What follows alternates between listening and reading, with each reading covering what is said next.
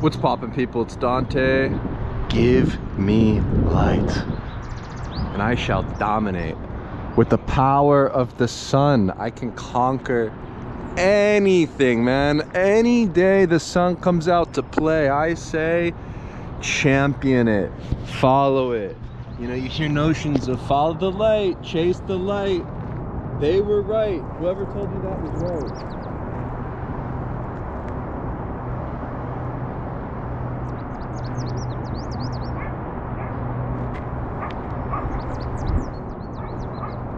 You know, don't chase the shadows. You know, just follow the light, chase the light. For what is a photographer but merely somebody who paints with light? You know, watch as my shadow is casted actually right there. Wow, that's beautiful. My shadow's casted upon that beautiful piece of architecture there. And man, just like what a way to start the day, right? Just coming up here, looking out, nice sunlight, sounds of birds, the trees, the breeze, the environment, you know, this cliff, this view, looking out towards the waterfall. You know, I could walk here every single day for the rest of my life and feel this abundant sense of grateful bliss. You know, when I'm out here, I'm reminded, you know, I'm just grateful for these birds chirping. Thank God for the birds. You know, thank God for this clear sky today, the light, the sun, you know, the people that are out and about. You know, like I love society, like I love being around runners and walkers and whatever, you know, bikers, and just being out in nature. Look at these beautiful trees, look at this rock formation. I mean, really, there is something about the simple pleasures in life, such as sunlight, movement, and being outside. You know, when you're out and about, you know, I don't know, like today I feel like I can scream and shout. Like I just want to let go and just embrace just a new day. Man, like, is it just me, or do you notice when the sun's out, don't you feel like 10 times better? Or is that just me? You know, like I feel 1,000 times better when I have a sun over my head. You know, maybe that's where Florida is just a beautiful place. You know, the sunshine state. You know, I'm extremely jealous of my brother who lives in Miami, because he just has that nice hot weather by the beach, and it's always chilly. Like it's still chilly, you know, like I've got my down vest on, the Uniqlo hoodie. This is super warm. I don't know what exact hoodie it is, but it's just got such warm material or wool or whatever inside. And yeah, I think that honestly, like, you hear notions of seasonal depression and all this kind of stuff. Like, honestly, that's real. Like, I think that's real. I think my thought about mental health is it's physical. Mental health is a physical thing. So maybe we should consider our connection to sunlight, our connection to nature and human biology, physiology, and the physical world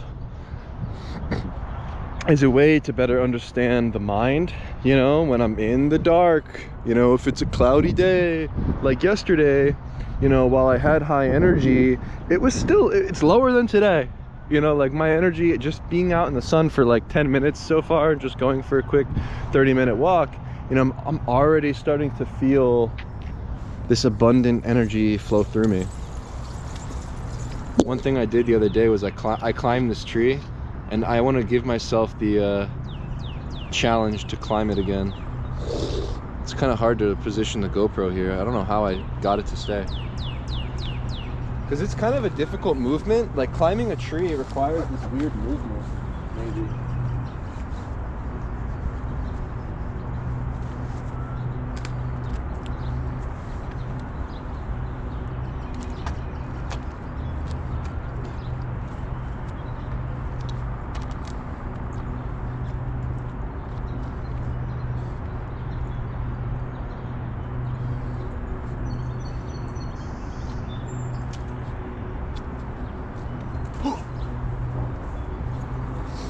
I feel like a primal beast. I love climbing trees, man. I had these trees in my neighborhood growing up we would climb, like, think of this tree right here, we'd be all the way up there. Like, we had such big trees, man. Outside of Christopher's house. That was probably the coolest kid on the block, honestly, now that I think about it. Because he was always in the woods, he was always tinkering and making things and always making us explore new places. Kind of like a leader on the streets, in the hood. And yeah, the dude was pretty cool. He yeah, he was on a different path. He sort of had that connection to nature early on.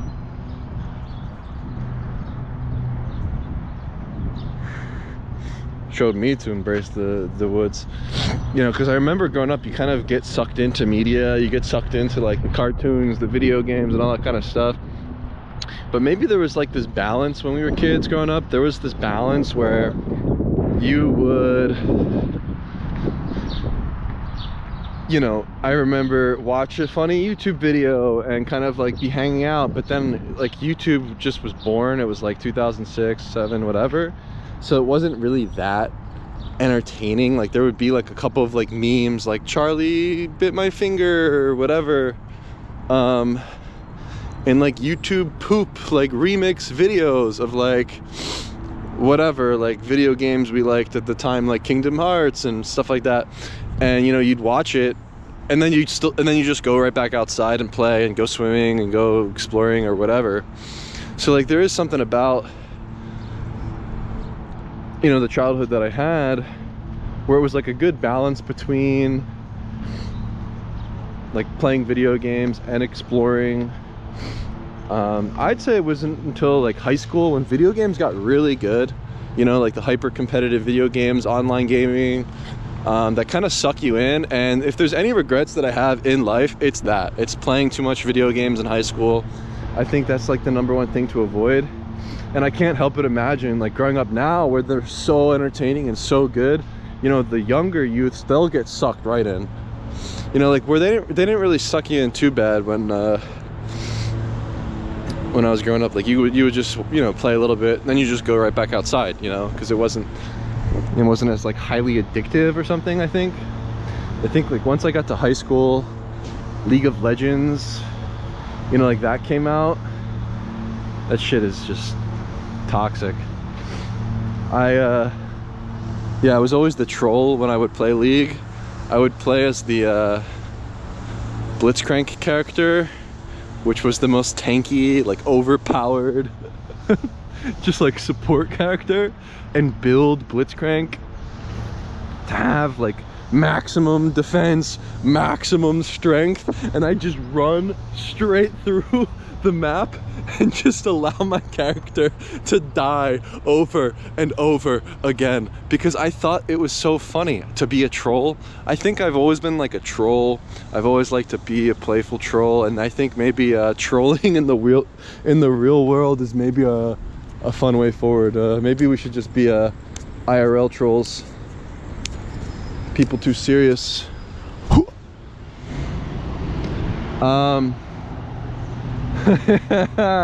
So yeah, the trail's closed 1,000 feet ahead. Is that a lie? I don't think the trail's closed. Oh, maybe, you know what, they had the boat races, I think, on the weekend. I was walking down this path and I was making this photo of a bridge. It's pretty fun photo, looking at the reflection, sort of capture people as they walk by. And this lady was like walking by and she was like, "What are you doing? Are you testing the water or something?" And I was like, "No, look." I showed her my camera, like, "I'm making this cool photo. It's like a nice reflection," or like whatever. And she's like, "No way, like that's awesome. There's a boat race coming up. I thought you were testing the water," whatever. And alas, I took a photo with her phone. So I took her phone, flipped it upside down, put it to the reflection, and made one of those photos. You know, it's kind of like one of those cliche things, you know, like these kind of like cliche shots you think of. But honestly, with art and any sort of photography, I think we shouldn't pigeonhole ourselves in these notions of like what's good, what's bad, what's cliche, blah blah. Just shoot it all. I think it's fun to photograph, and it's fun to spread the joy with others, you know. I love when I carry an Instax camera while traveling. I think if anyone wants to travel and make photographs in a new place, first and foremost, just go to Mumbai, India. If you want to increase your chances of or if you're in America and you don't want a long flight, just go to Mexico City. You know, if you want something new and fresh, I'd suggest Mexico City or Mumbai, India. But I'd say Mumbai, India. It's just got the most diverse scenes, interesting things. You can kind of just get lost in that magical city all day, where you never want to go inside. And it's kind of amazing. It's like the most magical place I've ever photographed. I have a YouTube series where you can see the behind the scenes of me photographing in Mumbai if you want to check it out. But yeah, if you carry an Instax camera around with you while traveling, it's such a great thing, because what this allows you to do is not be that weird tourist that's just only taking photos of other people and not interacting, but you can actually gift somebody a print right there in the moment, and from there, honestly, it just unlocks so much possibility, because you never know what that gift of a photograph will lead you to. Like, I think of my time in Jericho, and the first time I ever used an Instax camera was while I was there, right? So I was alone. I actually went to the mosque and I prayed in the mosque because I was trying to like learn about Islam. I was just curious while photographing there. And when I came out of the mosque, this family was interested in me because I was showing curiosity, and they invited me for tea, right? So I went to their home. They showed me their cool house and took me to their balcony. You know, they were building a new section of their home for one of their brothers, and you know, we shared a meal together, and I wound up spending the whole day. You know, I was making portraits of them with the Instax camera, you know, and then, wow, look at see, like, give me sun and I will conquer the day. I will dominate. I freaking love the sun, man. Looks like there's a fire here. Yeah, I think some like fire. Look at this. Oh, I should do a pistol squat. But yeah, so from there, these guys took me on this crazy adventure to the Wadi Kelt mountain range in Jericho. He even like wrote their names in Arabic on the Instax picture that we took together. And I just think the adventures that photography can lead you on are amazing. So from there, we went to the top of the mountain.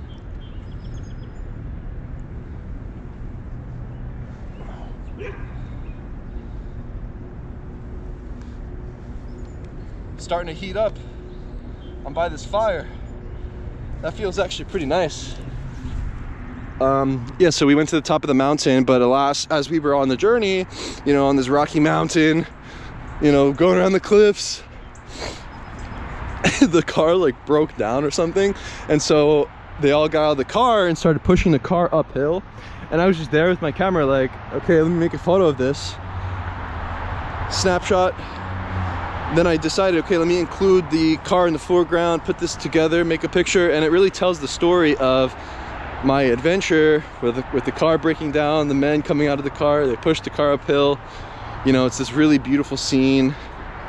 And to me, you know, the adventure, the journey, you know, exploring the unknown, meeting new people, new experiences, like this is what photography is all about. You know, it really doesn't have to do with the photographs themselves, but the photographs are kind of just like the bonus. They're kind of just like the thing that you come home with that you can say, oh, look, I went and did this thing. That was kind of cool. It's a nice memory. And then it becomes this artistic medium for you to express yourself and how you see the world and what you find and deem to be beautiful. At last, at the top of the mountain, chanting, hiya, hiya, ho, ho, yo, dancing, you know, bobbing up and down, drinking coffee on the fire, looking out towards the Dead Sea, you know, the oldest inhabited city, the lowest elevated city in the world, with this amazing group of men just came out from prayer. and just sharing this incredible experience. And I think that's where the magic of photography lies. It's the journey, it's the places, it's the experiences that it will take you on. It is not the photograph. And I really want to hone in on this notion because it's so important for me. You know, the journey, the grind, the experience. Not the grind, right? The grind, I think of like grinding. It's like, that's where like video games become boring. Think of League of Legends again. Click, click, click, click, click, click. You're just grinding XP. Like, you need gold, you need XP, you need these sort of things to then increase your power, your strength, your courage. Within a video game, yeah, maybe in real life, grinding, it's kind of just being in the gym. I'd say like grinding, it's just waking up, doing the thing with repetition. Let's go this way. I actually haven't tried this path. You know, the novelty of the forest is pretty amazing, where there's so many new paths where I can even venture off into there if I want to. You know, like you can experience something new each day, even by walking the same lane. You just have to be a bit curious. Morning. And so yeah, this is the lemon trail. Look at these trees, man. Trees are interesting. You know, when I started to look at the trees more, I was like, wow, they kind of look like lungs. You know, we breathe in, breathe out. But also the family tree is interesting to think about.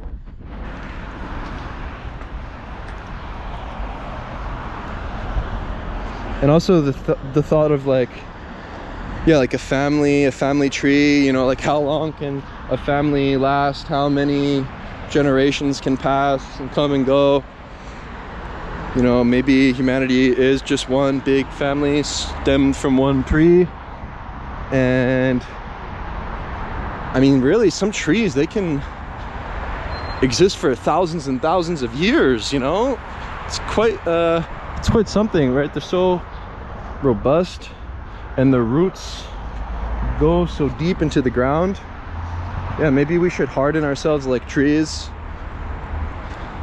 and spread our branches and leaves through the creation of new things.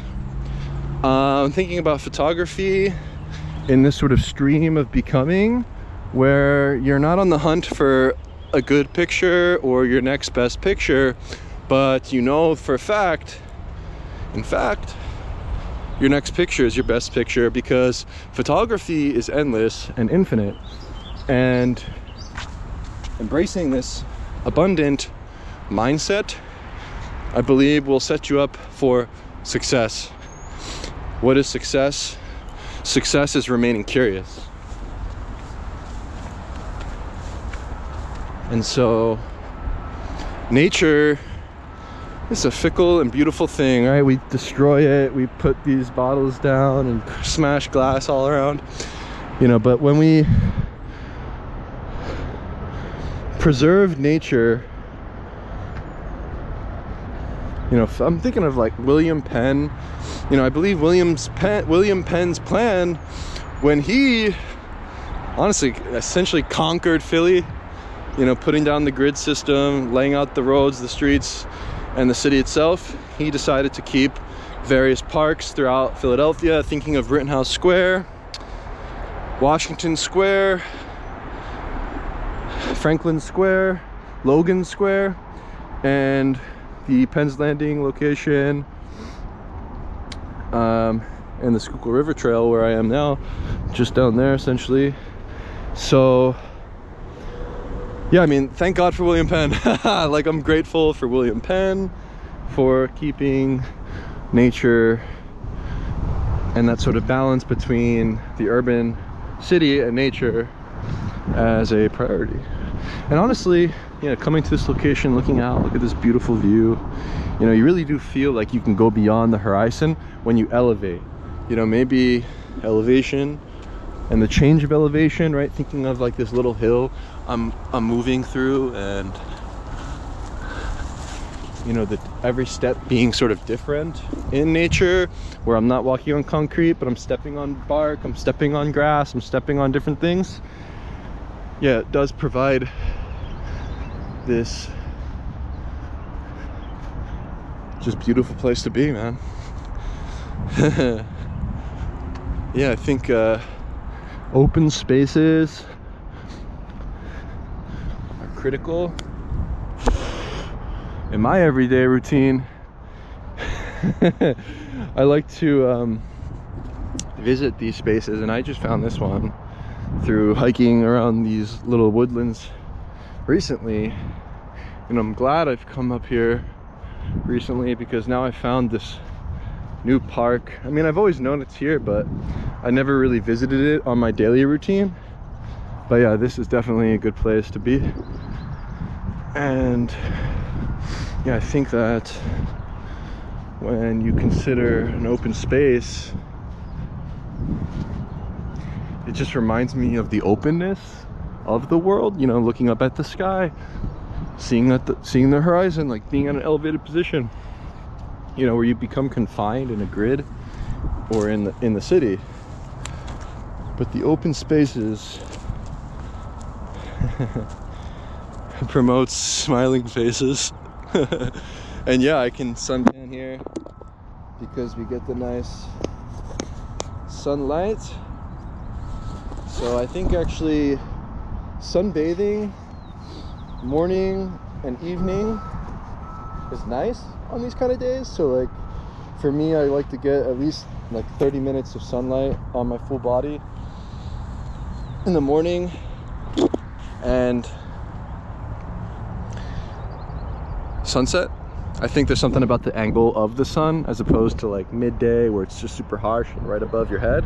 Yeah, maybe if you're wanting to sunbathe in the city in the morning, this might just be the best place to do so, it seems.